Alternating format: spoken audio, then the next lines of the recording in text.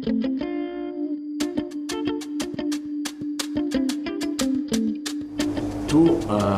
ets una de les persones, un periodista, ets una persona humana, però que a més tens grans coneixements sobre religió. Això sempre m'ha sorprès molt. Bueno. Quan dic coneixements, saps els sants, per exemple, Bueno, sé els sants. No, però a veure, saps com es diu tal litúrgia, com és allò, com... Tu tens unes... No només tens unes arrels, com tenim tots, catòliques, apostòliques, romans, sinó que a més les practiques. Home, sí, sí, clar. Sí. Home, aquí, per començar tenim unes arrels cristianes. Sí. Primer. Segon, soc de Besalú. Això és important, sí. Home, és importantíssim. Probablement és el més important que m'ha passat a la meva vida, ser de Besalú. Estic empadronat a Besalú, i no em deixaré mai de ser. Clar, de Besalú, clar, no és pas un poble massa gros, vull dir, com a màxim som 3.000 habitants. No sé quants n'hi ha d'empadronats. Molta gent és de la Congregació dels Dolors, i cada any, un dia de les festes importants, probablement la més important que fem a Besalú, i diguem, la cosa, l'espectacle, en el sentit de despertar la vista, més interessant que es fa a Besalú és la processó dels Dolors. Aleshores ja ho tens tot, soc de la congregació de tota la vida. Tu hi participes? Clar, i tant, hi participo. M'interessa la cultura cristiana, la reivindico, m'interessa el dels sants, però dels sants té una explicació. Quan vaig entrar a les xarxes socials, tothom felicitava per Sant Josep, per Sant Jordi, per Sant Jaume... Sí, i tothom, a més, se les donava a dir, ostres, en sé tant, sóc el primer de felicitar en Josep, sóc el primer de felicitar en Jordi. Oh, carai. Però és que el dia abans de Sant Josep és Sant Salvador d'Horta, que no és el meu sant. Sí, senyor. És Sant Salvador d'Horta. Però el dia 25 d'abril, 2 dies després de Sant Jordi, és Sant Marc. Sant Marc. Dius, bueno, i a més és un nom molt de moda. I diu que ningú sabia felicitar perquè ningú sabia quin dia era Sant Marc. Doncs poc anem per bé. I llavors ho vaig començar a fer. 2, 3, però estem 2 en l'explicació religiosa. I llavors vaig començar a fer els sants i també vaig dir, també ho hem de fer una mica amb un llenguatge una mica universal, altrament dit catòlic. I llavors dius, ja ho tinc, ho podria fer en anglès, però l'anglès tampoc és una llengua molt catòlica. Sí, és més... Clar, de llengües catòliques, la llengua dels papes que fan servir ara segurament és l'italià. També podria haver fet servir el castellà, també podria haver fet sortir el francès i el portuguès, que són les llengües que parla més gent, i el polonès. Però esclar, de polonès, anglès, tampoc en saps. I després dius, quina és la llengua catòlica, apostòlica i romana? Romana, llatí. Doncs ja ho tens. Pum. Fas una pregunta una mica així també, perquè tu saps perfectament que al voltant de Sant Marc i algun dia per Sant Marc havíem anat a Roma. Llavors, un d'aquells viatges que havíem fet a Roma, clar, anàvem a llibreries i fèiem coses que ningú se'n recorda, però és trobar un llibre que es diu Martyrologium Romanum, que és el llistat, editat el 2004, de tots els sants. Més o menys coneguts i tal. I llavors vaig començar a posar el sant en català i el sant flap en llatí. Tu tens la xuleta d'aquest llibre... Això és la xuleta, esclar que és una xuleta. Li vas posar. Exacte, i ja està. I després alguns busques la traducció en el llatí. Ei, que és un llatí... Va, és un llatí, està bé, però és un llatí tan macarrònic que una vegada un professor de llatí de Girona, de la Universitat de Girona, que no es dedica a fer de professor sinó de gerent d'una de les empreses més importants a Girona i que hi passen més alumnes, em va dir que allò estava una mica així a la remanguiner. Alguna vegada també allò que ho copies malament tu, però alguna vegada també m'ha llamat l'atenció. A mi m'ha llamat l'atenció el de Besalú, que és important. Per què és important? Per exemple, tu vius a Girona. Jo visc a Girona. A la muntanya de Montjuïc, al turó de Montjuïc. Exacte. El que en diuen a la Barrufa. Per tant, oficialment tu vius a Jo oficialment estic empadronat a Besalú. I pagues els impostos de... Bueno, depèn. Pago impostos a Besalú i pago impostos a Girona i sobretot els pago a l'Estat. Molt bé. Com la majoria de ciutadans. Per què és important Besalú? Per què és important? A part del pont dels jueus i totes aquestes coses. Home, no és pas, però bàsicament... Doncs el pont, no només el pont. Exacte. Home, precisament l'èxit del pont dels jueus és perquè és de Besalú, perquè fas el pont dels jueus d'un altre lloc, no cal concretar, però té l'èxit perquè és el pare del pont de Besalú i perquè Besalú és important i té èxit.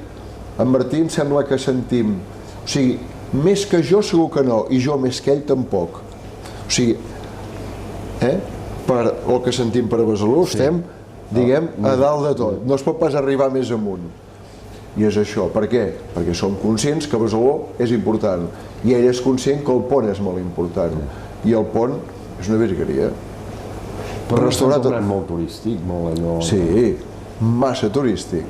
Abans a Besalú a la plaça hi vivia gent i ara hi havia de tot i ara ja no hi ha de tot. Jo recordo fa més de 40 anys vaig portar uns americans a Nova York que volien anar a veure, eren jueus i volien anar a veure els jueus de Besalú, que jo ni sabia que Besalú i aquests americans sí, i vaig anar allà i vi un senyor gran, vaig arribar a la plaça, gran, poder més de 40 anys i tot, Parlo de família. I un tès això, i m'ha dit cap aquí, vull dir, no hi havia res, vull dir... Recordo que vàrem baixar baix, i van anar allà on hi havia l'altar, i la senyora... Els banys jueus. Es va posar a plorar, aquesta gent viuen així, per tant... I el fet que estiguis allà encara empadronat vol dir que... Que hi vaig anant, i que tinc relació, i que hi col·laboro, i que quan hi ha la festa, quan hi ha els dolors, exacte, voto a Besalú, i quan hi ha els dolors vaig a Besalú, quan hi ha la festa major vaig a Besalú, quan fem la festa de la ratafia vaig a Besalú, i quan hi ha coses d'aquestes hi vaig anant. I llavors hi ha una altra cosa, tu quan eres jove on tenies tendència, anar a Banyoles o a Olor? Home, a Banyoles. A Banyoles. A Banyoles. Baixaves. No pujaves. Bueno, de fet, la gràcia de viure a Besalú és que pots triar. Pots triar, sí. I depèn, segons el dia, si deia, ara de moda anar a Escopes. No sé si recordes que hi havia hagut un lloc que es deia Escopes. Doncs tots cap a Escopes. Ara és de moda anar als 600, perquè no en deien als 600, en deien als 600. I Sants no hi anaves? Espera't, doncs anàvem a Roses. Ara és de moda anar al Fata Morgana, doncs. Ho fèiem córrer tot. Festa major, totes.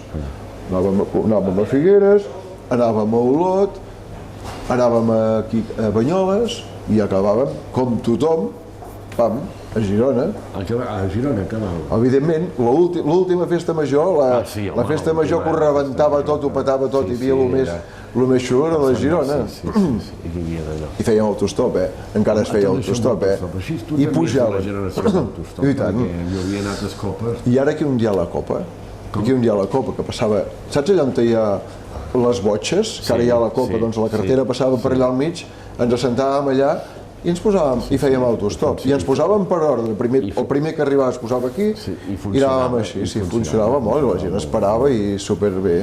I llavors, doncs tu, per tant, vas estudiar a l'Institut de Banyoles? Vaig estudiar a l'Institut de Banyoles, sí. Amb en Salvador Sunyer, que vivia en Salvador Sunyer? Ui, no, jo sóc una mica més gran. Jo vaig tenir en Joan Solana, perquè... Va dir Salvador Sunyer d'alumne, d'alumne, Salvador Sunyer. En Salvador Sunyer és una mica més gran, em sembla que és una mica més gran que jo. Jo vaig fer BUP i ell devia fer allò altre, el batxillerat. Per tant, tenies en Solà, Manel Nadal també el tenies? Vaig ser dels primers alumnes d'en Manel Nadal. Molt bé.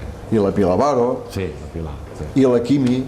La Quimi també. També, home, i tant. I per tant, tu estudies batxillerat a Banyoles, en la tendència. I llavors devies anar a la universitat. Sí, vaig venir a Girona. A Girona? Sí. Per tant, no vas a... No. Quedes molt... Vaig quedar... Sí, això sí, tot aquí. I aquí a Girona vas fer periodisme o què vas fer? No, aquí no vaig fer periodisme. Què vas fer? Vaig estudiar enginyeria i tècnica agrícola. I ho has fet servir, això? No, servit, no. No ho has fet servir? No, saps què va passar? Digues. Com es deia? Al Punt hi havia una persona, una periodista, que feia, ara estic pensant el nom, que feia la informació agropecuària. La tinc aquí, ho estic veient, l'altre dia ens vam saludar. Ja et sortirà. I ella va decidir plegar. Aleshores, al Punt els hi faltava algú que els hi fes la informació agropecuària. I un noi de Besalú, que havia estudiat els maristes a Girona, que va ser delegat d'Agricultura, que està casat amb una noia de Banyoles i que viu a Olot i està a l'Institut del Pla de Dalt d'Olot i que es diu Josep Guix Feixes, en Pitu Guix, em diu: ei, escolta, necessiten algú que li agrada escriure, tu t'agrada escriure, perquè jo havia fet també el programa de la Festa Major de Besalú que havia dedicat a totes les entitats i aquestes coses, tu que t'agrada fer això, busquen, prou, mira, ho irem a veure, i busquen algú que li agrada, que hi entengui una mica d'agricultura, com a mínim ho entengui, o entengui aquell món, i que li agrada escriure. I vaig anar al Punt a fer això. Molt bé. Això va ser l'any 1987. Què havia passat el 1986? Doncs l'estat espanyol i Portugal havien entrat a la Comunitat Econòmica Europea. Aleshores, el pes important de la política europea era l'agricultura, el que en deien la PAC, la Política Agrària Comuna. Llavors, et comences a especialitzar no només en agricultura, sinó en política europea. Havien passat les quotes làctiques, les taxes de corresponsabilitat, etc. I fins i tot ens van portar a fer de viatge aquí a Brussel·les a prendre coses d'aquestes. I comences a fer agricultura i economia, perquè bàsicament fer agricultura era fer economia. Ja hi som. I hi ha hagut tota la crisi aquesta de la pesta porcina africana, etc. I esclar, estem en una zona que hi ha molta indústria càrnia i a partir d'aquí comences a fer informació més econòmica i política que no pas agrària, i ja està. Fins un dia, només una cosa, l'última cosa, i acabo aquí. Fins un dia, el 1991, unes eleccions municipals, no me'n recordo quines, que hi ha aquestes eleccions municipals, em criden i em diuen: escolta, ens agradaria molt, no me'n recordo la conversa com va anar, i em diuen, en Baix Clara, que llavors era el cap gros del Punt, diu: escolta, ara hauries de fer informació de Girona. I em diu: has de tractar amb el tio més animal d'aquesta ciutat. L'alcalde Nadal. L'alcalde Nadal. Hi ha una cosa, tu mentre estàs estudiant a Girona i comences a entrar en el Punt i te'n vas a Brussel·les i fas l'economia agrícola i tot això, vius a Banyoles? No, vic a Besalú. Ai, vull dir, vius a Besalú. I tant, i anava i venia cada dia, amb un Peugeot 205, i sense variant, que havia de travessar cada dia Banyoles, que era un martirologi, una processó. Per tant, tu continues estudiant a Besalú i vas i vens. Sí. Per tant, entres a través d'aquí a fer política, a fer Girona i política, i aquí és quan comences a conèixer tot aquest bestiar... Sí, gent com... Bueno, tu ja t'hi coneixia una mica abans. Tot aquest bestiar, tota la GP. Què mana? Bestiar polític. Bueno, però tu també formes part d'aquesta opinió pública, d'aquesta d'allò. Molt bé, d'acord. I coneixes tota aquesta gent i deixes la qüestió de la pagesia... Ja tot això queda ben, quasi arraconat. I t'agrada? Per què? Aquest nou canvi, aquest tratar amb sí, és molt divertit, I et convencen o et fan canviar d'opinió política social o continues... Hi ha alguna preferència, per exemple, quan tu parles amb en Quim Nadal o parles en aquella època que hi devia haver-hi, no sé, a qui recordes que aquella època feies? Amb qui et feies en aquella època? Home, recordo un Quim. En Quim. Recordo un Tià. En Tià Salelles. Recordo un Tià Salelles. Recordo la Salamanya, recordo l'Anna Pagans, recordo un Joan Pallàs, un moment. Recordo sobretot en Josep Maria Matamala i en Josep Arnau i Figuerola, que aquest ja el coneixia de la UDG o de la Politècnica, i tenia una bona relació. I sobretot un personatge que de fet va estar sempre en un món paral·lel a la política, i no sé fins a quin punt tenia influència, que era l'Artur Soldevila i Feliu, que ens sabria molt de greu oblidar aquest senyor. Ell era d'Agrícola. Era d'Agricultura, era delegat del Ministeri d'Agricultura i era un... Exacte, un gran cavaller. I l'Arcadi Calçada no el trataves? A l'Arcadi Calçada el vaig tractar poc perquè jo, quan vaig arribar, el president de la Diputació de Girona va ser el senyor Josep Arnau i Figuerola. I després d'ell penso que va ser en Pere Macias i Arau. I després va ser en Sunyer. I després ho va ser en Salvatella. Sí, molt bé. I ara hauria d'anar al tanto per no equivocar-me. Parem. Fins i tot diria en Carles Pàramo. Sí. Resulta que fas política i de cop i volta van llegint parlant de cuina, d'aquest beixo de la cuina. Però ve de lo d'abans. De l'agricultura, evidentment. Clar, quan fas tot aquest món, coneixes el verdader món de l'agricultura. I has tingut professors que la toquen i que saben perfectament bé que el més important és fer una marca, no fer un bon producte. Si tens un bon producte has de tenir una bona marca, no n'hi ha prou en tenir un bon producte. Es pot vendre més bé un mal producte amb un bon màrqueting que un gran, i ja ho saps tu, passen en tots els mons, que un gran producte i tot això. Per exemple, quin és el gran producte que neix més o menys en el meu temps, a la meva època? Poma de Girona. Però com a persona exterior que està acostumada a veure el senyor Salvador García i Arbós parlant de política, entrevistant, a les eleccions ets el rei del mambo, dominant la situació, i de volta parles d'olis i de menjars i d'això i d'altre, i dius, però aquest noi no era un expert. Vull dir, aquesta sorpresa meva no va ser molt general. Són molt, potser sí, però són mons paral·lels i compatibles. Clar, per exemple,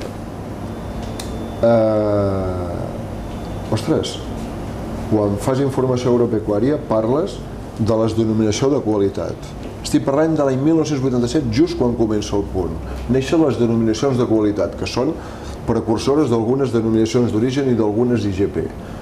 Doncs tractes amb la gent de les anxoves de l'Escala, vas a fer un reportatge del pollastre de pota negra a Can Callís, i tot això sempre s'explica, quina casualitat, al voltant d'una taula. Sí, sempre. Quan et donaven els resultats de la banca, sempre tenies la sort de fer els restaurants que hi havia en aquell moment.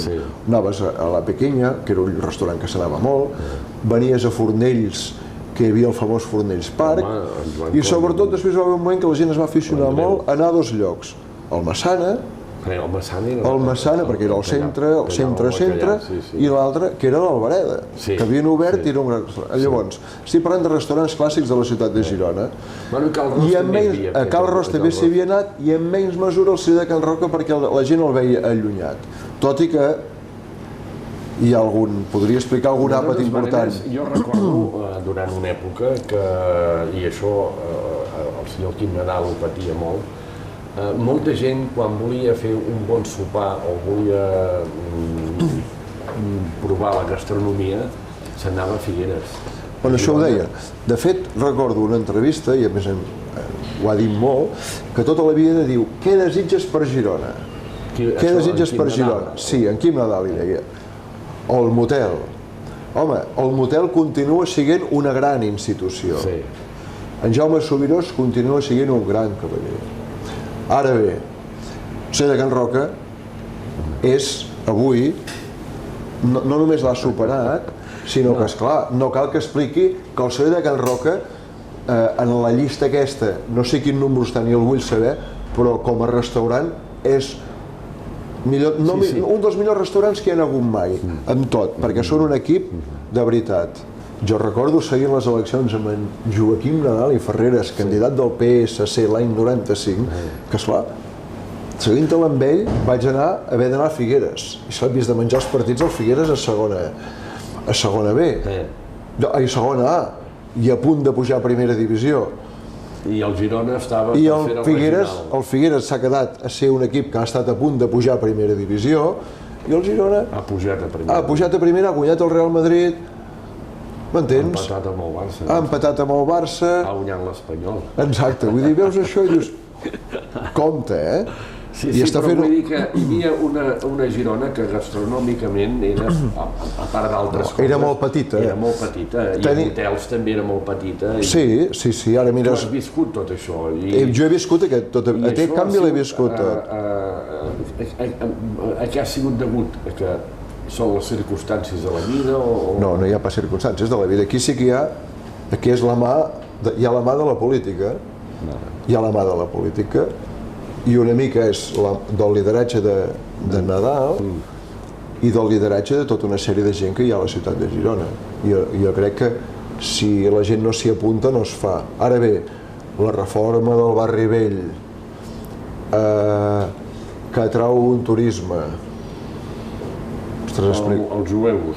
El tema dels jueus, que recordaré sempre en David Romano quan li diu en Quim amunt d'allò, se'l mira i li diu, escolta, sempre tindràs el suport, no em recordo si va dir del poble jueu, de les institucions d'Israel, etc.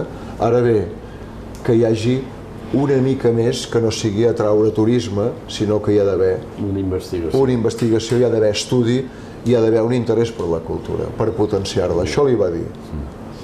I això és una mica el que s'ha fet. Però no només hi ha hagut una atracció turística, diguem-ne que s'ha fet bé, i tal com diu en Quim Nadal en una entrevista que li ha fet aquest novembre a la revista de Girona, per la revista de Girona, me la van encarregar a la revista de Girona, doncs diu que no tot és el barri vell, que va transformar més allà la ciutat. Ara bé, és veritat que es va transformar la ciutat, però sobretot hi ha aquest efecte barri vell i ampliar el barri vell quasi fins a la Devesa, perquè si t'hi fixes, fins a la Fira, fins a Fontejau, no et dic pas que sigui barri vell, però hi ha aquesta zona d'influència que la gent ja s'atreveix a fer-ho a peu, doncs això és important. A part de... I després hi ha l'AVE, i després hi ha totes les infraestructures, i les sortides a les autopistes, i que esclati Girona a temps de flors, i que surti un reportatge al National Geographic l'any 2012 o 2011, ara no me'n recordo mai quin any és, que diu que un dels millors festivals de primavera que es fan al món és Girona a temps de flors, etc. Hi ha moltes coses, hi ha molts factors.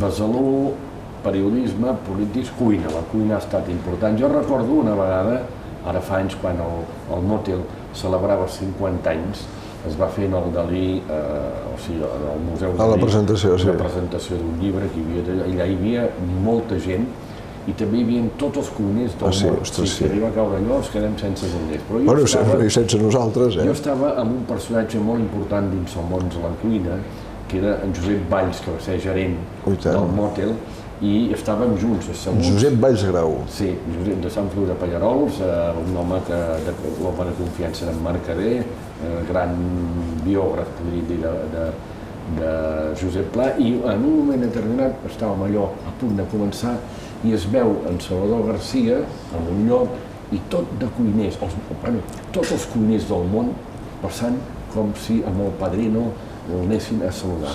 I en Valls va dir, aquest nano ha aconseguit allò que ningú pot dir, que tots els cuiners no és ell que els va veure, són ells que els van a veure. Bueno, altres vegades els vaig veure. Bueno, això devia ser perquè els hi feia... Del senyor Salvador Garcia va dir, així és una persona... Jo penso que això va passar perquè ells també els anava bé veure algú conegut, entre el públic. I va ser això. Amb un racó, amb dret, i jo, i anava fent gestos, compadres, allò, i la gent anava passant per allà. La sort és que... O de Sant Sebastià... Bueno, allà hi havia... Sí, però bueno, allà... Sí, és veritat. Hi havia en Juan Mari, hi havia en Ferran, Joan... És veritat, hi era tothom. Allà a fer el senyor Nigel, en Mercader i en Subirós. Jo crec que va ser un acte fantàstic. Molt, va estar fantàstic. Però vull dir, en Valls, que ja estava retirat i ja no estava en el Cotal, va fer aquesta observació. Aquesta sensació... Tu notes que ets el rei del mambo amb la cuina? Jo no he sigut mai el rei del mambo de la cuina, i n'hi ha que sí que ho són del rei del mambo de la cuina. I tal com diria aquell, és que me estoy quitando, en el sentit no del món de la gastronomia, sinó això de visitar restaurants. Tal com diria aquell, s'ha de tenir molt d'estómac, Sí, i molt de control, suposo. I molt de control. I això de fer... Jo recordo un any que vaig fer, no ho sé, quan dic no ho sé, vull dir que sí que ho sé, al voltant de cap a 170 o 175 restaurants en un any, o 180, una bestiesa. Sempre dic, el resum és 200. Sí. Ara fes números. És molt. L'any 365 dies i fas altres coses i treballar a bon punt. I una bestiesa. I acabes molt malament, perquè a més els que ho fan cada dia s'han de controlar molt bé. Bueno, estèticament en conserves... Bueno, precisament per això m'estic quitando, perquè cada dia intento anar a passejar una mica i has de fer bondat. I esclar, imagina't, fer menús quilomètrics, maridats amb vins extraordinaris, poc que li pots dir que no, Què has de fer, escopir el vi? Però no t'has vist això, seria com escopir el menjar. I viatjar, també t'agrada el viatjar i el cinema. Tu has fet una ruta que molta gent envejaria fer, sobretot cinèfil, la ruta del John Ford. Ah, sí? Fa anys d'això, ara ho fa molts i molts. Fa anys i panys que ho vas fer. Vam començar la ruta de John Ford el mes de setembre de l'any 1988 amb el senyor Àngel Quintana Morraja, que vam anar a un poble que es diu Kong, que la gent el coneix com a Innisfree. Vam fer Irlanda, vam anar al Connemara, vam anar a la illa d'Arran, on en Flaherty va rodar Hombres de Aran, vam pujar al punta més oest i vam dir, bueno, l'any que ve irem a la terra promesa. I això ara hi ha gent que el conec. Jo he vist que hi ha gent que ho ha fet aquest any. Però esclar que ho vareu fer ja la ruta del senyor, i quina és aquella experiència? Home, a veure, quan ets un superfetichista d'en John Ford, i que a més ho has vist quasi tot, ara he vist més que abans, perquè ara hi ha coses... Hi ha més accés, i fins i tot n'he vist de mudes, i abans era molt difícil tenir un vídeo i coses d'aquestes. Home, és molt interessant. Sobretot quan vas a Irlanda, l'any 88, i conèixer gent que va estar al rodatge. Evidentment, i li vaig comentar amb en José Luis Guerín, tothom t'explicava que el cavall blanc de la pel·lícula era seu, que el cavall negre era del seu veí i que el seu fill havia nascut just aquell any que van rodar L'home tranquil i que a més, com es diu, en John Wayne els havia portat un pastís. I com que li vaig dir, esta senyora me ha comentado esto, José Luis, diu, tranquilo, diu, te voy a presentar 5 señoras más que me lo han contado y mañana serán 10. Per tant... No, per allò, José Luis Guerín va fer una pel·li que se'n diu Innisfree, que és com es va fer L'home tranquil, una gran pel·lícula, que per cert, no sé si era José Luis o tu que deia que a les cases d'allà, aquest poble que no és Innisfree, sinó molta gent té la foto del net, del Sant Pare i d'en John Wayne, quan van fer el rodatge. I tant. Sí. Això està claríssim. I beuen molt. Beuen molt? Molt. Beuen molt. Després també has fet viatges per Europa. Però el més important, un moment, el més important és Monument Valley. Monument Valley. Quan vas a Monument Valley i vas als John Ford, el primer que has de fer... Monument Valley també és aquella llampia, totes les pel·lis a l'oest d'en John Ford i de molts altres, i surt. Sí, el primer que fas és anar al John... És desert. El primer que fas és anar al John Ford Point. Sí, vas allà, fas un pot a terra, un cop has fet això, dius, ara ja podem fer el que vulgueu. Ara ja podem anar a fer el vol, voleu anar a San Francisco, anem a San Francisco, voleu anar a Los Angeles, anem a Los Angeles. Però primer has de fer això. Un cop has fet això, la resta ja està. I després han fet tota la ruta per allà. París, Texas, també, no? No van anar a París, Texas. No, això sí, va ser després, París, Texas. I després aquí... Va ser un altre viatge. Sí. I després aquí, el que sí que vaig fer, saps la famosa recta que encara hem de rodar la... Sí, home, de Forrest Gump. De Forrest Gump, doncs a mitja recta a la dreta, venint de Mexican Hat, em sembla que es diu, just allà al mig hi vaig enterrar unes sabates. És el record que vaig deixar allà, perquè havia de deixar-hi petjada i vaig decidir deixar-hi les sabates. Per tant, el cinema també és important a la teva vida. Molt, bueno, ostres. que ara què vols que explicaré, que cada any el dia 22 de desembre, cada any el 22 de desembre, menys un any que va ser el dia 21 per qüestions cinematogràfiques també, doncs al Cinema Trifó organitzem, bàsicament ara en aquest moment, bueno, més gent, però ara els que quedem tu i jo, és el Que bello és vivir, que bonic és viure, It's Wonderful Life. Bueno, però això és una anècdota molt... És una anècdota, però vull dir... El cinema és molt més. El cinema és molt més que això. Forma part de la teva vida. Sí. Estaries d'acord amb el que deia Trifó, qui estima la vida, estima el cinema? Sí, qui estima el cinema estima la vida, i tant. I la vida què és? La vida què és? Home, doncs és un rotllo. La vida són dos rotllos. Doncs un aquí que té tot el que queda de metratge i aquí tot el metratge de passat. I tu quan te queda de metratge? El problema és que no sé si aquí encara queda alguna bobina per posar, però espero que n'hi quedin unes quantes de bobines.